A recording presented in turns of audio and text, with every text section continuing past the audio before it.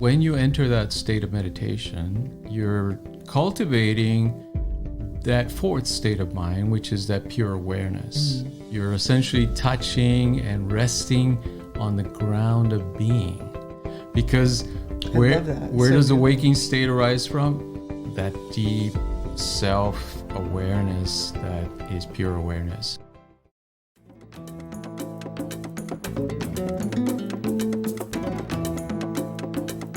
Hello, welcome to another episode of Soul Sessions. I'm Deborah Burnt Maldonado, and I'm here with the amazing Dr. Rob Maldonado, my partner in crime. Thank you. And we are ready for another incredible episode, continuing our series on spiritual psychology. But before we begin, I would love for you to click on this button here and subscribe to our channel if you're listening to.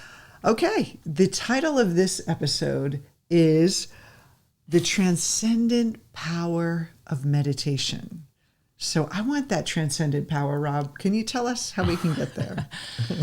Yeah, so let's go back because we started with this idea of visualization. And so visualization is a component of many, many meditations. And then we went into contemplation. And contemplation, we kind of framed it as the bridge between the ordinary state of consciousness and this deeper meditation or the meditation practices that we're going to be talking about. So where contemplation, we talked about if you look at the room and there's objects, contemplation is putting your mind in where no objects are. Instead of focusing on an object, you're going to let your mind empty. We talked about like being in nature where your mind is just empty. You're not focusing on one thing. You're just in awe of nature. Or you're just thinking, almost in a way like when you're driving and your mind just goes blank and you're not paying attention to the road and your mind is in this like kind of creative space. In the shower, I have my best ideas in the shower. I don't know if anyone else has that, but I'm in the shower. I'm like, because your mind is just not focused on any one thing. You're in that routine. And so it's empty that part of your mind is empty to do creative things. But meditation is a little different. It's not this different, unfocused attention. It's actually a focused attention. Yeah, and just a note on meditation. And of course, these are our ideas. I mean, if you have a meditation practice that works for you, by all means, follow it, stick to it. Meditation is a technique. It's not a spiritual practice in itself. And a lot of people miss that, right?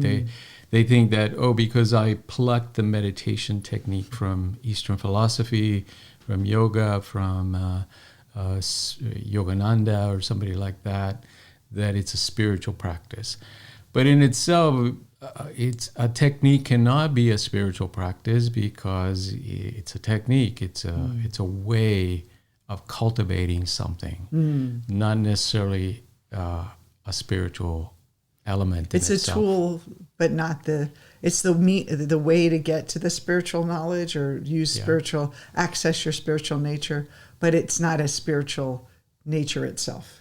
Yes. And a lot of people that meditate that don't have that, like we talked about in the last episode about having that higher knowledge, understanding the philosophy behind the mind and understanding deeper states of reality, who we are.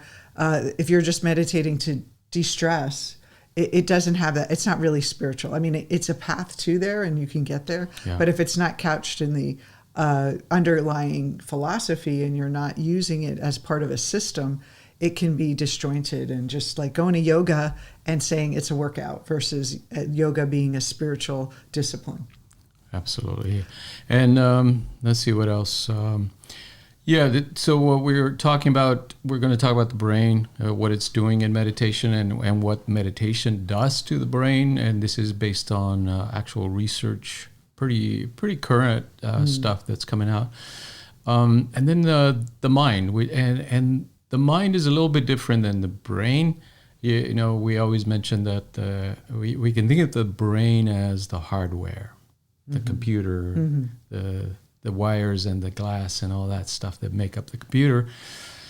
But the mind is the software, indescribable in a way because it's the meaning and the experience in the machine. So the brain doesn't have a mind of its own. Basically, it's a mind-body experience. They're intricately, they kind of work together in a system. So before we get into what meditation does to the brain, let's clarify what meditation is. So what we see as meditation, and we talked about it being more focused. So is it like you're meditating on an object, you're meditating on a point on the wall, like that's very specific, meditating on an idea, or is that's more contemplation? Like what would you say?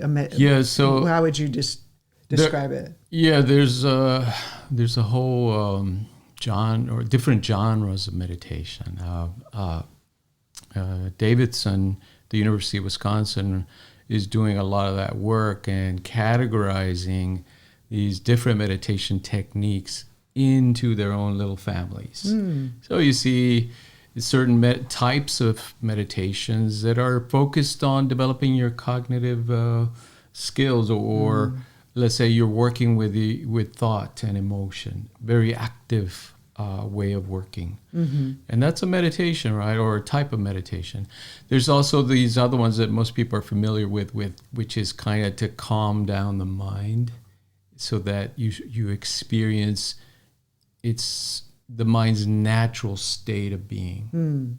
So that the ones that focus on the breathing, on kind of clearing your mind, right, stilling the mind, those are their own genre of meditations. You know what I love? This story that we used to go to this Buddhist center in Westchester and White Plains. Remember, we went up there, and it was the teacher was really great, and he talked about a glass with dirt in it, and he said when you stir the glass in the dirt, it's like our mind is kind of busy and distorted, and it looks like the mind is dirty.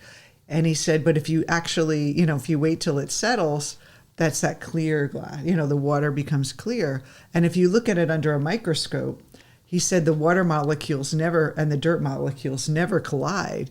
It's just the dirt covers over that the water molecule, so it gives the appearance of a cloudiness. And so with meditation, what we're trying to do is like purify, like a glass of water, letting the noise of the mind settle and become this still, clear focus. And so I really love that metaphor. Yes. So let's look at the brain first, and then we'll talk more about its effect and its impact. When we look at the brain, we start to see that the impact that meditation has on long-term meditators is really incredible. I mean, it's really, and it's hard science. This is not New Age kind of thinking.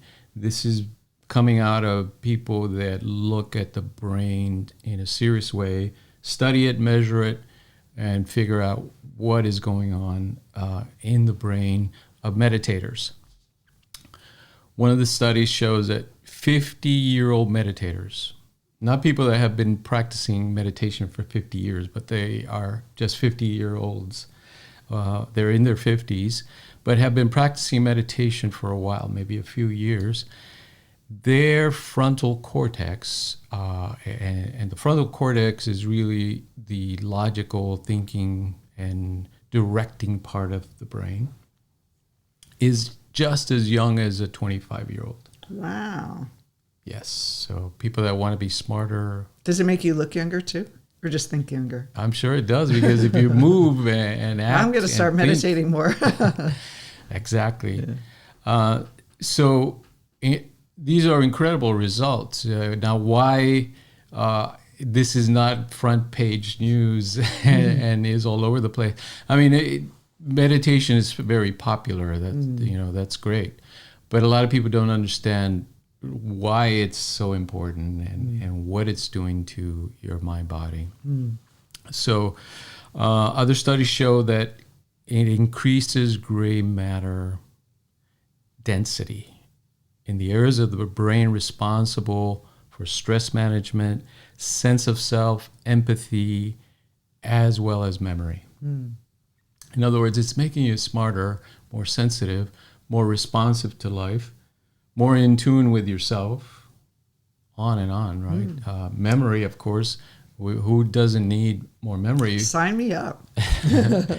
Yes. In intelligence, the gamma waves have kind of been the latest or last wave to be studied, these brain waves.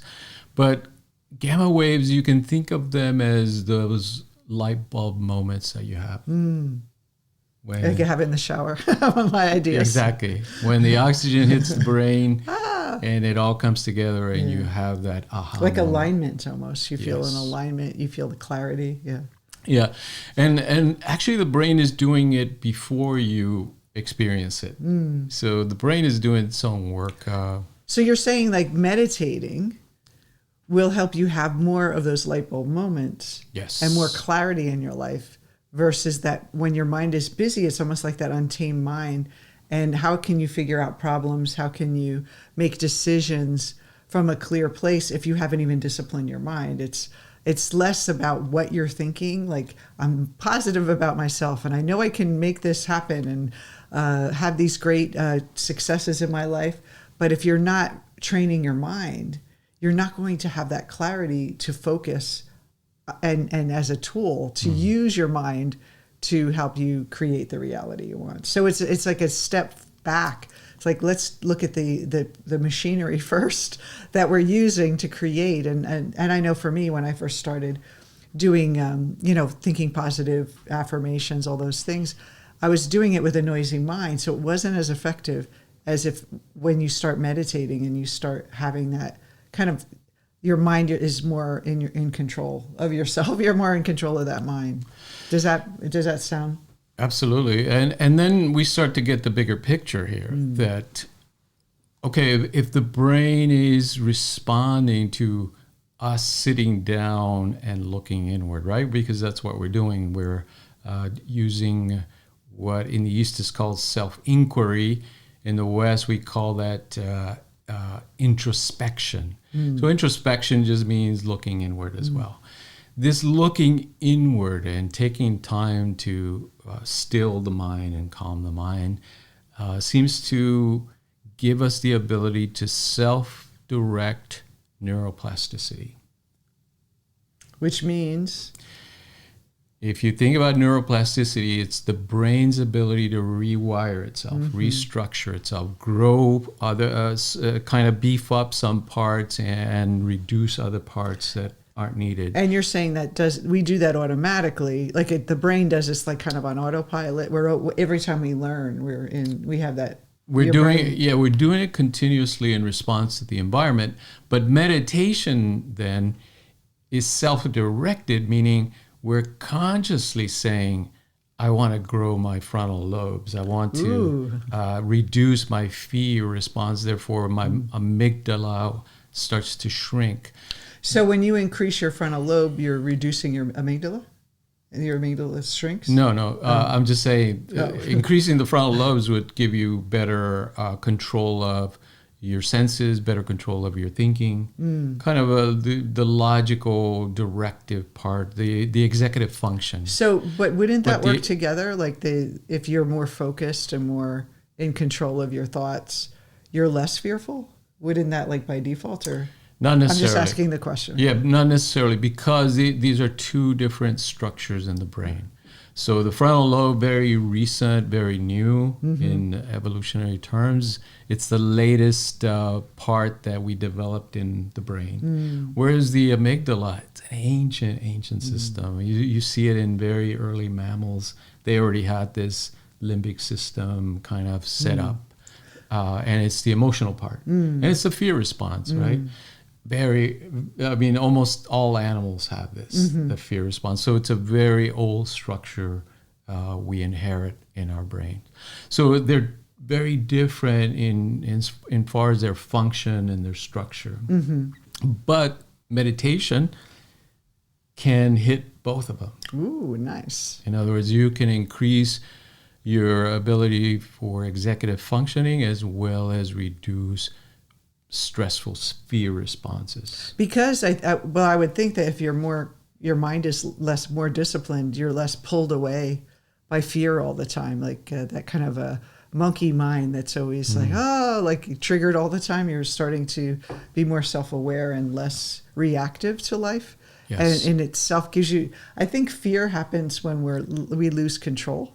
We feel like we're out of control. So if we're able to focus and control our concentration, it gives us maybe a sense of control that that would inhibit that fear response. That's right. Very interesting. Yeah, I came across, in looking at the research, I came across people that were looking at Einstein's brain. Now, Einstein did not himself donate his brain to be studied, but his family said, yeah, let's, might as well take his brain and study it and see what it tells us about his incredible intellect. So some of the things they found, it wasn't necessarily bigger, although some parts of it, some components, just like we were talking in neuroplasticity, the executive functioning was a lot denser. His visual spatial areas were a lot more refined. Because of the visualizations that he used to do? And like kind of we talked about visualization in a previous episode. Yeah, and here you get into the chicken or the egg kind of thing. What comes first, his ability to visualize, or does the brain give him the so some people, ability to visualize? Yeah, I would think that by default some people would have that. Like some people are really good at visualization and some people aren't. So then you can develop that though, couldn't you? That's right. It's a two-way street. And that's where meditation and this kind of idea of self-directed neuroplasticity comes in. That if we start to understand, okay, our brain works in this way, and there are certain components that do these operations. There are areas for visual spatial learning. There are areas for language processing. We can consciously now, through meditation, focus on developing these skills. So we can, in meditation, we could say, direct our mind to say, I want to reduce the fear response. We can direct our mind to say, I want to increase my focus and my executive function. We can set the intention for, I want to be more creative. And so we kind of meditate on creativity or using imagery or... let's say the mind, because the mind is the one that's directing and focusing on the physiological components and growing them essentially. So we can, I don't know this, I know this is, we haven't talked about this, but what if a person can meditate on the parts of the brain where that function is, to kind of increase it, like just imagine like light in there. Like I always say with the ADD, I worked with the kids to focus on the frontal lobe, to focus and bring the blood flow there. Would that work? Like intentionally focusing on an area of your brain to stimulate that area of your brain? That's right. Oh, okay. Yes. And actually meditation... That's a simple way to do it. Yeah. They've done research with kids and adults with ADHD, attention deficit hyperactivity disorder, and sure enough, it helps them regulate their behavior. Why? Because it just like the drugs, what the drugs are doing, like Adderall and some of these stimulants that are used to treat ADHD, they're activating certain parts of the brain that regulate behavior. In other words, that pay attention to how we're acting and monitor that. We can use meditation and teach people how to grow those areas of the brain, to beef them up, make them work just as effectively as the drugs do. Wow, that's awesome. Drug-free treatments. Yes. And like you're in control of it. You get to do these natural exercises to stimulate. Okay, what else? Well, incredible research shows that meditation helps people with anxiety. That makes a lot of sense. There, if you look at anxiety and the medications that are used currently, there are not good drugs for anxiety. Do not really exist. because they have so many side effects, right? You can't really like just hit those parts of the brain that are causing anxiety. You have to essentially relax the whole nervous system, which means the whole body. So you're putting drugs in your system that are numbing, sedating your whole nervous system. And then also the gut, the side effects on your gut health, and then that also increases anxiety. They found that a lot of our gut biome impacts our mood and our stress responses and all that. So we're kind of, the medical model is like, take a drug, fix this little thing, but not treating the whole system. Yes. Well, almost the reverse with the medication, because the medication is essentially affecting everything, not targeting anxiety. Like it's treating the whole system, but not transforming the whole system. It's actually inhibiting the system. Yeah. And the intention to treat, but not actually working against them. Yes. And meditation, you can focus precisely on the anxiety. You can target the amygdala, which is the fear response, and train it to calm down. And it actually shrinks that part of the brain that is responsible for the anxiety. You know, when I got laid off from my job almost 20 years ago, in September it'll be 20 years, I had meditated a lot, and I was probably doing, mishmash of it, but I actually practiced a lot of meditation. And when that upheaval happened in my life, everyone was wondering why I wasn't more stressed about it. Like there was some kind of peace within me. So it's like you do this work and then there's an upheaval in your life, which we all have at one point in our life or many times in our life. Meditation helps us cope with these stressors of life and deaths of people, jobs being, laid off, financial problems, all these things that we deal with as humans. I just know it firsthand. People were just amazed at how calm I was. They were like, why are you stressing out? Why are you having, just being happy? And it was because I also knew that I was supposed to move on and do something else, but I really was able to focus my mind on potential and peace and what's next versus letting my mind just focus on the fear. Yeah. You were using contemplation, which is, like we were saying, it's a great skill to have because then meditation becomes a lot easier. And then when we started to meditate, seriously meditation and that structured meditation, I found it like it just takes it to another level. It's just you're going to a deeper level. So when I thought I was meditating, actually when I did real like that focused discipline of focusing on a dot or focusing on just your breath, it was really hard at first, but it was so it takes you to another place. It's just another level of consciousness that you go to. And also depression, which is a huge problem worldwide now. It's considered, one of the primary killers of young people because of the suicide increase when someone is depressed. Meditation helps people with depression without the drugs. Again, very powerful way to work.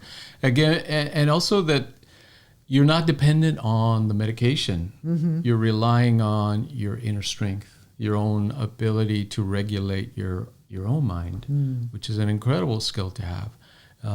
It not only helps you in the moment, but in everything you do in life. So meditation has this power to help people with depression, anxiety, ADHD, insomnia. People that have insomnia, we know it's also a huge problem with all the anxiety in the world.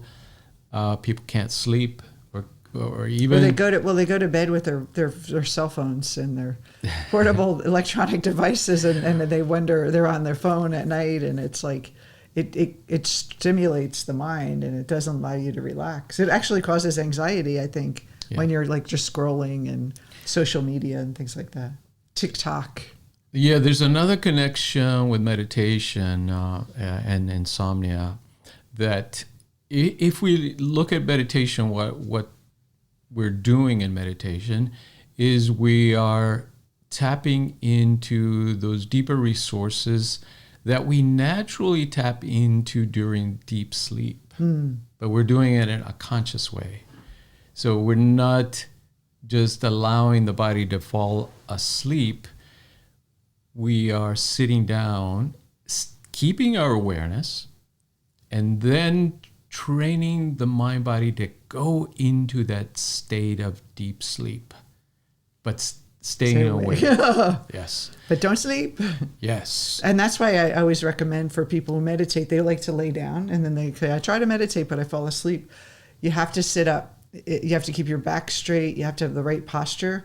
The posture itself will keep you alert, but relax. So it's a technique, like it's like learning all the nuances of the poses and the focus and the technique, so that you can enter those states versus just I'm gonna just lay down and see what happens, which I used to do.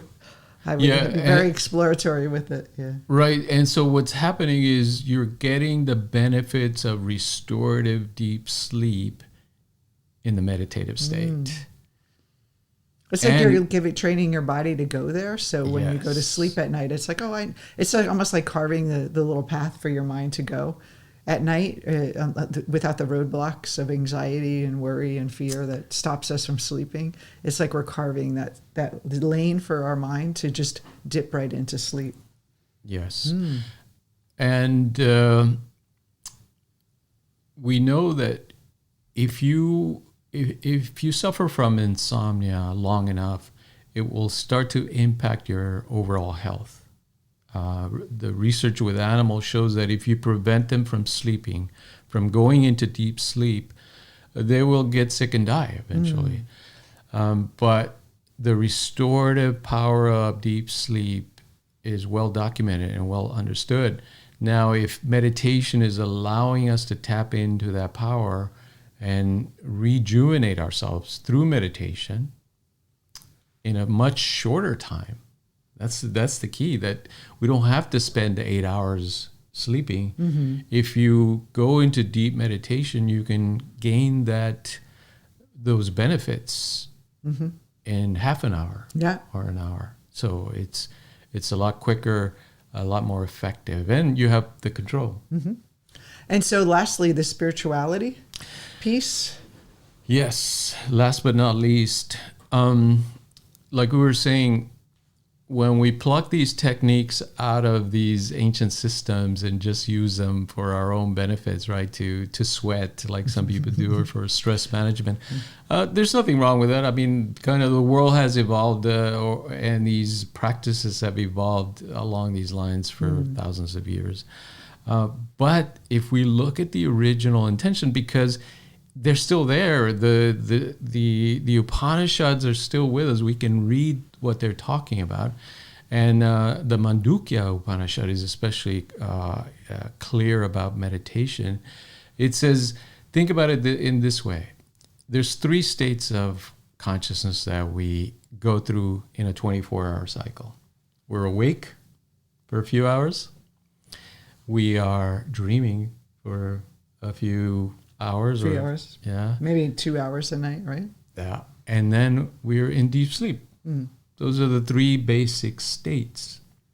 And it says there's a 4th state, which is not really another state, but what it is it's the foundation from which those states of mind arise. And that 4th state is that pure awareness. Which is what, if you see the Om symbol, that's what it represents. Our logo's based on the Om symbol, if anyone wondered what that symbol meant. And that dot is that pure awareness, right? That the thing that basically the center of existence. That's right. So what the Mandukya Upanishad and some of the other Upanishads are, they're manuals for our awareness, for our consciousness, and they're very clear. They're not mythological or religious texts like some of the other books. They're simply instructions on how to use your mind for your own benefit. Yeah, and it's really amazing how they knew that thousands of years ago. That's right. And we have all this technology, and it still comes back to what makes us happy, what makes us fulfilled in life, what makes us transcend this just little ego human experience to have a more profound experience of life. It's right here within us. We have the, it's inside. It's not out in that big house or vacation that you've always wanted to go on, or the love of your life. It's actually already within you. And so it's like giving you instructions on how to access that. Yes, and meditation is the key to that. So it says when you enter that state of meditation, you're cultivating that fourth state of mind, which is that pure awareness. You're essentially touching and resting on the ground of being. Because where does the waking state arise from? That deep self-awareness that is pure awareness, pure consciousness. It's like the ocean, and then the waves that rise up from the ocean and all the movement. And then you go down into that pure like depth of calm. And so it's all one, but that the wave can't live without the ocean. The ripples and the currents aren't separate from the ocean. Yeah. And we want to get to that calm depth of who we really are. What I love what you say is we're sipping the nectar of immortality. That beautiful saying, when you go deep, it's like when we go to deep sleep, that's where we go. It's like it's almost like a place we don't remember, but we remember we weren't awake. And so we have an awareness of it, but we don't have awareness in it. Yeah, in the waking state, of course, our energy is directed outward because we're looking at the objects of the world and the appearance of the world. And then in dreaming, we're making up our own world and experiencing everything as if it was another reality. And most of the time when we're dreaming, we believe we're experiencing reality. We're thinking we're awake, essentially. But in deep sleep, we're falling very close to that pure awareness, except that we're unconscious. We're kind of in a comatose state. Meditation is a way to reach that level in a conscious way, to where the stream of awareness is very direct, very pure and unbroken. And what it has is the power to restore our mind-body. Incredible energy, this pure consciousness, like pure jet fuel for the mind-body. Pure bliss. Yes, pure joy, pure bliss, pure awareness, pure consciousness. It's sort of like the emptiness sometimes that the Buddhists talk about. It's empty of objects. It's empty of thought. It's a space. It's a space within us that's eternal. Yes. And so when we talk about raising our consciousness and being more aware, we need to go in here. It's not more aware, like more intellectual understanding, but we need to be more self-aware of the self, the deeper, you said, the ground of being. Our groundedness of being is to be aware of that. Not to be just aware of like, oh, I know how things work now. I understand how life works. I understand myself. I understand my past. That's one level of awareness. It's more like a intellectual awareness. This is more of a beingness where we don't feel afraid anymore. We don't feel a natural anxiousness comes from the ignorance that we're not this beingness, where the anxiousness comes from us believing we're the ego and we're this body that's flailing in the world, that is precarious and dangerous and can die at any moment, or shamed at any moment, and all those things that we worry about in life and our human problems. And then going to that deep place is very rewarding and grounding, and it's a stillness. It's a beautiful kind of. I always say when I was really scared, a lot of times when I first started out as an entrepreneur, I'd say there's nowhere to fall, and I would just imagine my ego self just falling back into this void of light, and I would just lay back and be like, that's who I am, like this little Debbie that's trying to build a business and make her bills and deal with life. I am just the light, and it just helped me. It just gave me. It's like a foundation where you feel not afraid anymore. You're not afraid of life. you feel supported by life, and it's the internal support, not your support comes from anything external. So anyway, so we're going to have a new series coming next week, and that series is? We're going to be looking at the psychology of transformation. So this is a good segue to that, is like all the meditation, contemplation, visualization are very great tools. And then what does it really take for someone to transform their life? What is the mechanism psychologically and spiritually that enables someone to have a transformation? Absolutely. And meanwhile, if you're suffering from anxiety, depression, insomnia, ADHD, any of those things, look into meditation. There are many teachers out there now, and we're planning to train some more teachers as well. And we also have on our YouTube channel tons of guided meditations that you can use to focus your mind, not just go and dance with the beautiful rainbows and live your dream meditations, but more how to focus, how to relax. And so there's some really great ones. So look on our channel. There's a playlist just for meditations that you can check out as well. So have a great week. Allow yourself to have some self-directed neuroplasticity with your meditations. And we'll see you next time on Soul Sessions with Creative Mind. Stay well.